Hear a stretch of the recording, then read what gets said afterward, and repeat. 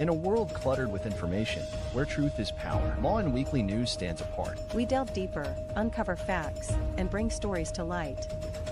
From political showdowns and economic triumphs to the pulse of the street and the heart of the community. We capture the moments that define us, stories that challenge, inspire, and transform. Tune in live Sundays 8 a.m. Central Standard Time and Sundays 6 p.m. Central Standard Time. These are Lawin headlines for this week. Kerr County eyes property tax bump for disaster cleanup funding. Governor Abbott refuses to release intimate and embarrassing emails with Elon Musk. Paxton files lawsuit after trans swimmer wins women's races in Texas. Palace slams fake document linking First Lady to businessman Paulo Tantoco's death. Oldest marathoner at 114 passes away in road accident. More than 300 clients served in Philippine consulate's Oklahoma City outreach. Ex-Texans linebacker Brian Brayman succumbs to rare cancer at 38. Bruno Mars stuns fans as surprise guest at Blackpink's LA show. Good day, I am Neska, and tonight we bring you the latest stories in the United States of America, especially in the state of Texas. So sit back, relax, and Lawin Weekly News be your guide to the news that matters most. Kerr County officials are considering a possible property tax increase to help fund disaster recovery efforts in the Hill Country. As residents focus on cleanup and rebuilding, county commissioners discussed the potential hike during budget talks earlier this week. Like other counties across Texas, Kerr County faces added financial pressure during this year's budget season. Under normal conditions, counties can raise property taxes by up to 3.5% above the no new revenue rate without a public vote. However, because of the current disaster declaration, commissioners can now raise rates by as much as 8% without triggering an election.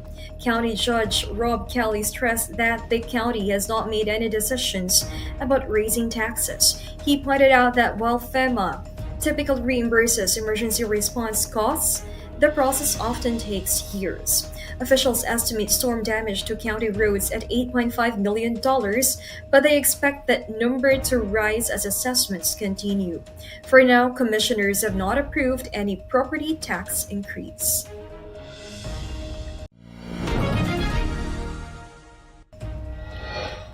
Texas Governor Greg Abbott has refused to release emails between his office and billionaire Elon Musk, calling the content too intimate and embarrassing for public disclosure. The move came after the Texas newsroom filed a records request in April seeking communication involving Abbott, his staff, Musk, and Musk's companies. In a formal response, the governor's office said the emails contain sensitive material not considered of legitimate public interest. Officials cited exemptions under the Texas Public Information Act that allow government agencies to withhold certain records deemed private or confidential. Although the exact contents of the emails remain undisclosed, Abbott's office argued that releasing them would violate privacy protections laid out in state law. While the Texas Public Information Act generally supports public access to government records, it includes exceptions for content considered personal, confidential, or outside the public interest. Governor Abbott's team has not specified what makes the emails intimate or embarrassing, and Elon Musk has not commented on the matter.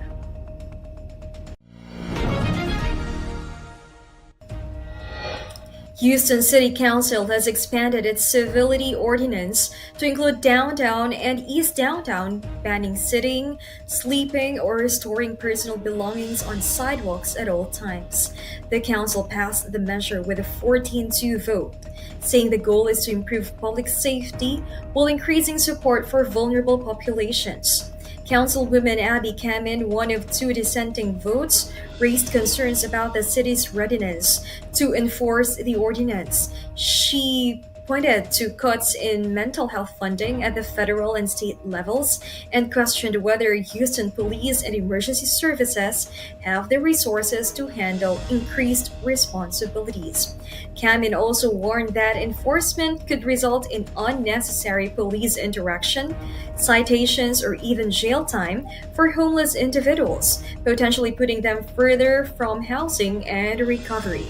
George Steed, founder of New Life Resort, a nonprofit supporting Houston's homeless population, said the ordinance could lead to positive change if implemented with care. He called for strong outreach efforts and partnerships with experienced service organizations to avoid simply displacing people to other neighborhoods or overloading the jail system. City Council members noted the measure is not final and will require ongoing adjustments.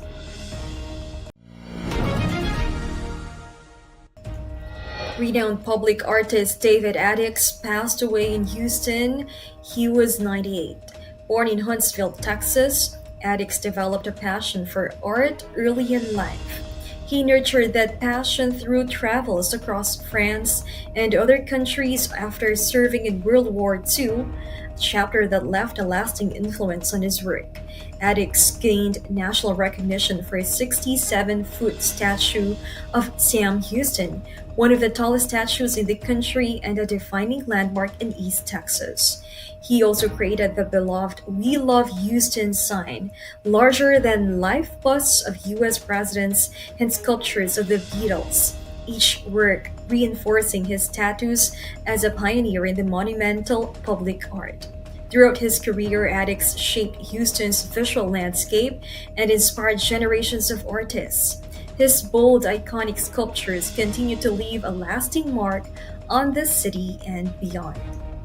In a world filled with fleeting moments, there's beauty waiting to be captured. My name is Christian, and I specialize in immortalizing your most precious memories, from elegant weddings to vibrant events and timeless portraits. I am here to make every moment unforgettable. Let me tell your story through the lens. Contact me today and let's create magic together.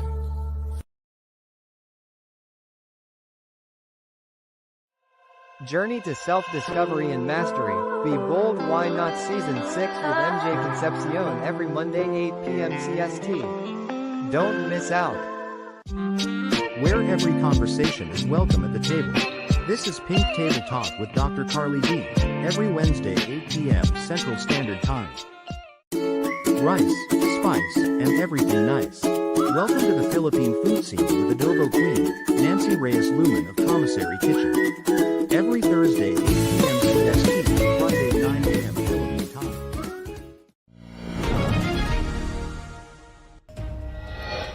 Rescuers saved a dog named Superman from flood debris in central Texas, days after deadly flooding claimed the life of its owner. Austin Pets Alive, a nonprofit animal shelter, led the rescue effort. The team found Superman alone in the wreckage of his home after floodwaters began to recede. Rescuers gave the dog immediate veterinary care and placed him in temporary shelter. He is now living with the foster family while the family of his late owner begins a difficult process of mourning and recovery. Austin Pets Alive highlighted the urgent need for continued community support through both donations and volunteers. Officials also called on the public to back these efforts, reminding Texans that rescues like Superman's depend on collective action and compassion. As flood recovery continues across central Texas, Superman's survival offers a powerful reminder of animal resilience and the critical role of emergency response teams during disasters.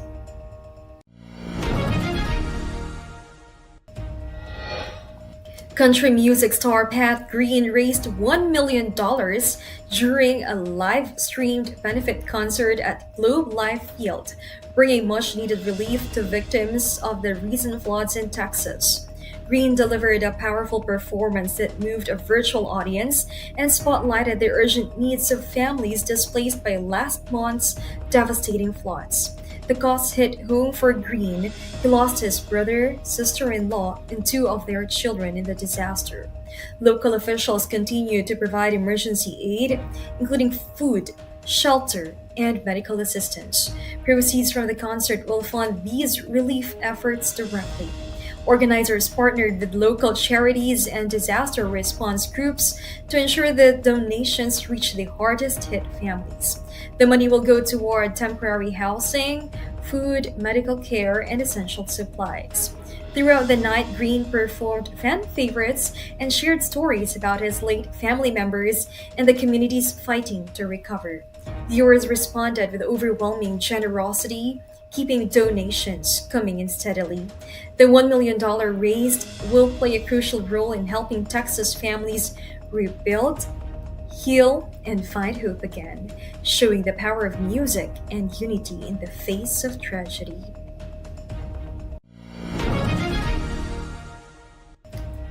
Texas Attorney General Ken Paxton has filed a lawsuit against U.S. Masters Swimming, accusing the organization of violating the Texas Deceptive Trade Practices Act.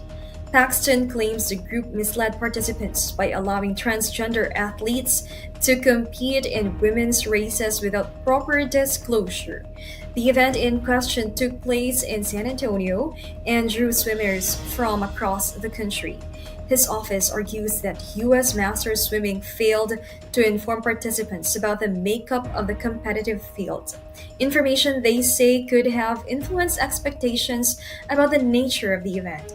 Under the Texas Deceptive Trade Practices Act, businesses must avoid practices that could mislead consumers. While the law typically applies to traditional commerce, Paxton's office argues that it also covers situations where consumers, such as event participants, may be affected by omitted or misleading information. U.S. Masters Swimming, which governs adult competitive swimming nationwide, has not yet responded publicly to the lawsuit.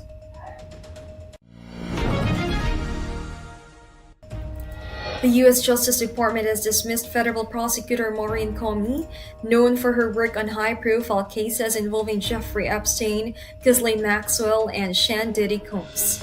Department sources confirmed the termination on Wednesday. Comey, who served in the Southern District of New York since 2015, received a letter citing presidential authority under Article 2 of the Constitution, but offered no specific reason for her dismissal. Comey is a daughter of former FBI Director James Comey, a connection of officials reportedly described as untenable under the Trump administration. She most recently led the successful prosecution of Ghislaine Maxwell and played a significant role in the federal case against music mogul Sean Diddy Combs. She also contributed to the Epstein investigation before his death in 2019. Comey served as an assistant U.S. attorney for nearly a decade and built a reputation as one of the department's most effective prosecutors in complex, high-stakes cases. As of now, neither the Justice Department nor Comey has issued a public statement. Join us for a captivating new series where Lawin sits down with the trailblazers of the music and entertainment world. Discover the stories behind the faces and voices that shape our culture and community. We will bring you exclusive interviews with industry legends and rising stars. Behind the scenes insights and get a peek into the creative processes and personal journeys. Artists and performers and their upcoming shows and events. Stay tuned for more updates and sneak peeks. Follow us on social media and subscribe to our channel.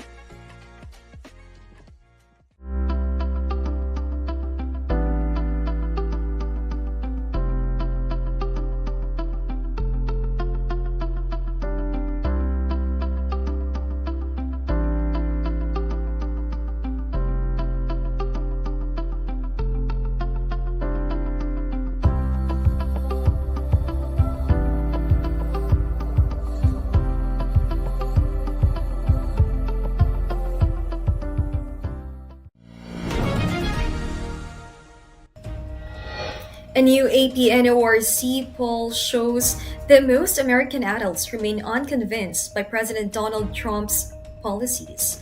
Only about 25% of US adults say Trump's policies have positively impacted their lives since he took office. Nearly half believe his policies have hurt them, while about 20% say they've seen no real change. The poll highlights several areas where Trump struggles to gain majority approval, including the economy, immigration, government spending, and healthcare. His overall approval rating stands at around 40%, trailing behind the ratings of recent presidents at his stage in office. Researchers say the data points to widespread public skepticism. Many Americans remain uncertain or uneasy about the direction of Trump's administration. Confidence in his economic leadership also appears weak, despite the economy often playing a major role in shaping presidential approval. On immigration, approval for Trump's approach has slipped to 43%, down from 49% earlier this year. Malacanang has denied claims linking First Lady Marie-Louise Liza Araneta Marquez to the death of businessman Paolo Tantoco.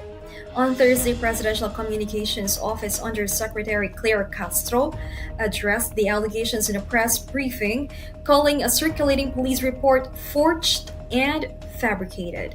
Castro said the Philippine consulate in Los Angeles had already verified the document with the Beverly Hills Police Department and confirmed it was altered. The consulate also reported the matter to the Department of Foreign Affairs.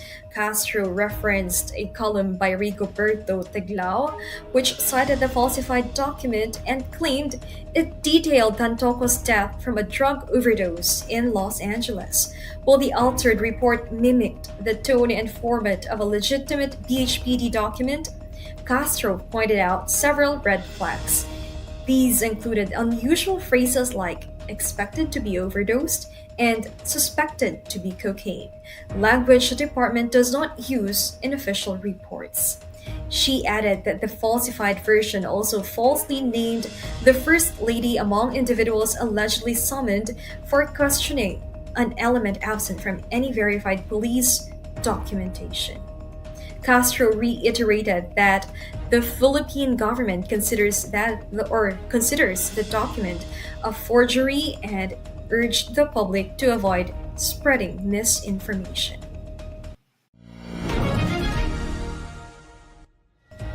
Fauja Singh, the world's oldest known distance runner, died at age 114 after a road accident in Punjab. A vehicle struck Singh on Monday in the Jalandhar district. His biographer confirmed his death on Tuesday and paid tribute to the marathon legend, calling him a symbol of endurance and spirit. Known as a Turban Tornado, Singh gained global fame for running marathons well into his 100s. He began his running career in his late 80s and went on to set multiple records, defying expectations of age and physical limits. Singh's achievements inspired athletes around the world. His life and legacy promoted health, perseverance, and the power of late beginnings. Police have not yet identified the vehicle or the driver involved. Authorities are still investigating the exact location and circumstances of the accident. Beyond the track, Singh became a motivational figure of people for all ages, challenging the way the world views aging.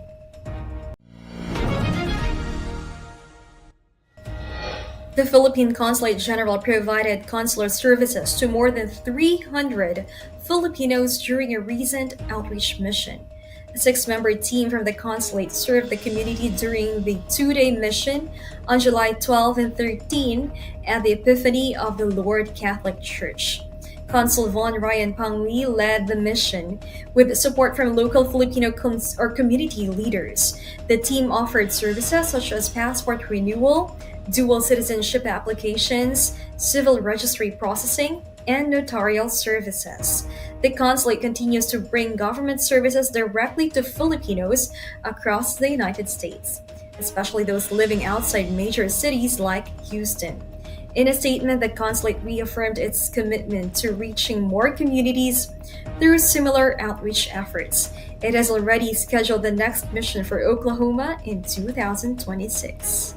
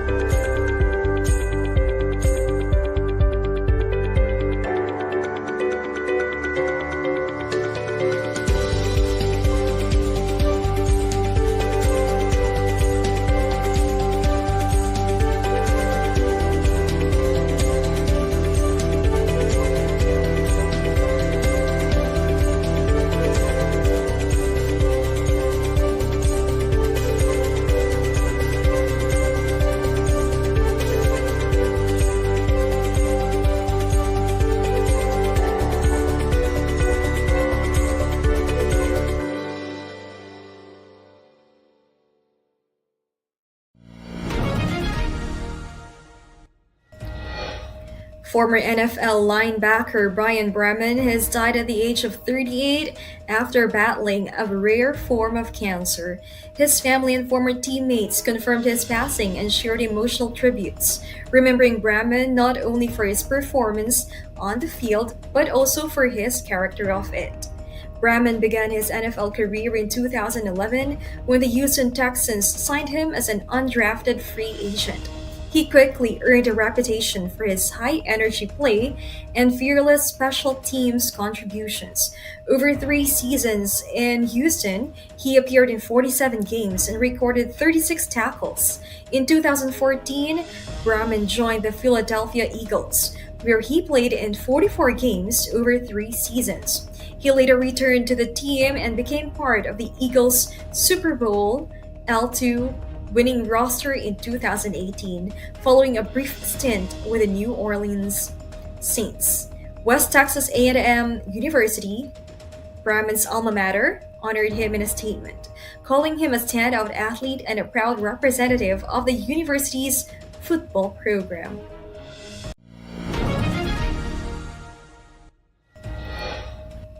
Filipino tennis star Alex Yala is setting her sights on a major milestone, her first Grand Slam singles main draw win at the 2025 US Open. Now 20 years old, Yala will compete in New York from August 24th to September 7th at the Billie Jean King National Tennis Center. This season, she made her main draw debuts at Roland Garros and Wimbledon. While she has yet to notch a Grand Slam singles win, Yala says she's more determined than ever. The US Open will bring together the world's top-ranked players, but Yala's presence alone marks significant progress in her rising career. A former junior Grand Slam champion, Yala continues to train closely with her coaching team, focusing on sharpening her skills and building strength, both physically and mentally. Her tireless work ethic and quiet confidence have made her a fan favorite in the Philippines and earned her growing respect internationally. As she prepares for the US Open, Yala aims not just to get past the first round, but to make a lasting impression on the global tennis stage.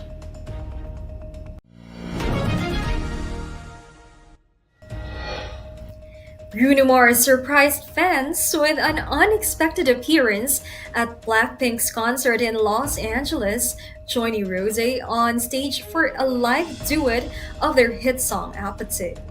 The moment unfolded on July 13 at Sophie Stadium during the second night of Blackpink's Deadline World Tour stop in LA. Mars's sudden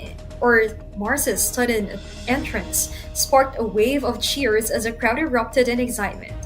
He teamed up with Rosé for a high-energy performance, a fan-favorite track the two artists previously released together. The live rendition thrilled fans and added a memorable twist to an already electrifying show. Mid-performance, Mars jokingly said he was in debt, drawing laughs from the crowd and adding a playful touch to the surprise. His appearance and chemistry with Rose brought extra star power to the concert as fans shared the moment across social media within minutes.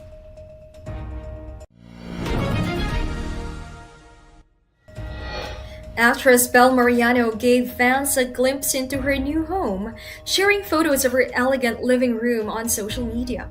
Mariano posted images that revealed a sleek, modern space, complete with stylish furniture and artistic wall pieces that reflect her refined taste. In her caption, she expressed deep gratitude for the milestone, crediting her hard work and personal growth for making it possible. Fans quickly flooded the post with congratulatory messages and warm wishes. Her interior design choices highlight a sophisticated yet cozy aesthetic, blending comfort and elegance throughout the space. The post not only celebrated a personal achievement, but also offered a peek into Mariana's evolving style, both on screen and off.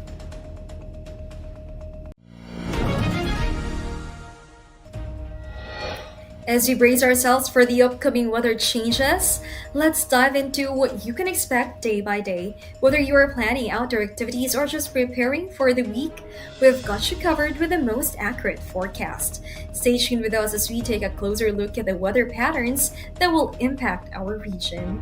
Remember, here at Lawin Weekly News, we bring you the clearest skies to the stormiest forecasts. Here is your Lawin Weekly News weather forecast in Houston, Texas. On July 20th, Sunday, the high is 95 degrees Fahrenheit with a low of 78 degrees Fahrenheit. Expect partly sunny and humid conditions with a chance of a thunderstorm. On July 21st, Monday, temperatures will reach 97 degrees Fahrenheit and dip to 78 degrees Fahrenheit. The day will be mostly sunny and very warm. On July 22nd, Tuesday, the high climbs to 98 degrees Fahrenheit with a low of 79 degrees Fahrenheit. Expect partly sunny skies, very warm and humid. On July 23rd, Wednesday, highs will hit a dangerous 101 degrees Fahrenheit with a low of 78 degrees Fahrenheit. Intense heat with abundant sunshine and potentially record-breaking temperatures. On July 24th, Thursday, the high is 98 degrees Fahrenheit with a low of 80 degrees Fahrenheit. Expect partly sunny and hot conditions. On July 25th, Friday, the temperature peaks at 91 degrees Fahrenheit with a low of 80 degrees Fahrenheit. The day starts with sun then turns cloudy with a couple of afternoon thunderstorms. On July 26th, Saturday, the high is 92 degrees Fahrenheit and the low 79 degrees Fahrenheit. Expect partly sunny skies with occasional showers in places. So those were the latest stories in Texas this week. I am Nazca Centina from Lawin Media.